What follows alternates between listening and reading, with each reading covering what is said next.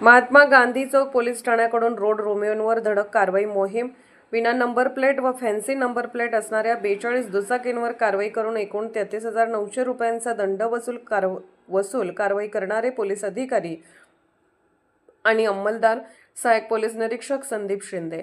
सांगली जिल्ह्यात घडणाऱ्या फौजदारी गुन्ह्यात विना नंबर प्लेट तसेच फॅन्सी नंबर प्लेट असणाऱ्या वाहनांचा मोठ्या प्रमाणात वापर होत असल्याचे निदर्शनास आल्याने माननीय श्री तुषार दोशी पोलीस अधीक्षक सांगली, माननीय श्रीमती कल्पना बारोकर अप्पर पोलीस अधीक्षक सांगली व माननीय श्री अजय कोकाटे उपविभागीय पोलीस अधिकारी मिरज विभाग यांनी विशेष सूचना व विना number plate, fancy number plate तसेच ट्रिपल सीट फिरणारे रोड रोमिओंचे दुचाकी वाहन चालकांवर प्रभावी कायदेशीर कारवाईची मोहीम राबवण्यात आदेशित केले होते.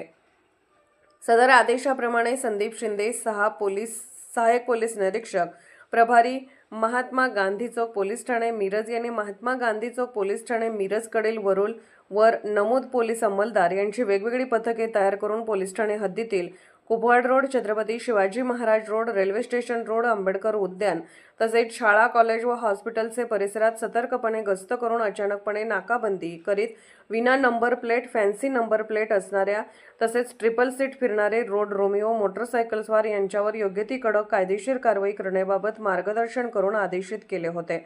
त्याचप्रमाणे नमूद पोलीस पथकातील पोलीस अंमलदार यांनी आज दिनांक 3/7/2026 रोजी महात्मा गांधी चौक पोलीस ठाणे मिरजचे हद्दीत सतर्कपणे गस्त करून विना number plate, fancy number plate असणारी ट्रिपल सीट फिरणारे रोड रोमिओ मोटरसायकलस्वार यांच्या एकूण 42 मोटरसायकली ताब्यात घेऊन त्या वाहनांची कागदपत्रे तसेच सदरच्या मोटरसायकलींवरील इसमांची कागदपत्रे तपासून त्यांची ओळख पटवून त्याबाबत खात्री करून सदरच्या मोटरसायकलस्वार यांच्यावर योग्य ती कडक दंडात्मक कायदेशीर कारवाई करून एकूण 33,900 रुपये दंड वसूल केला आहे.